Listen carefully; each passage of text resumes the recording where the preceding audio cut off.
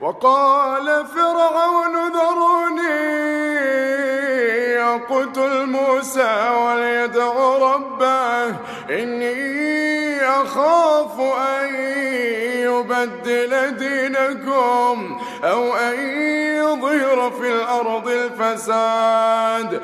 وقال موسى إني عذت بربي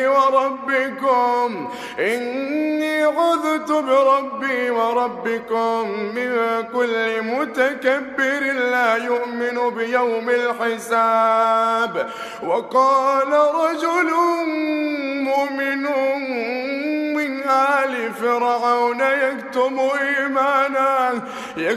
إيمانه أتقتلون رجلا أن يقول ربي الله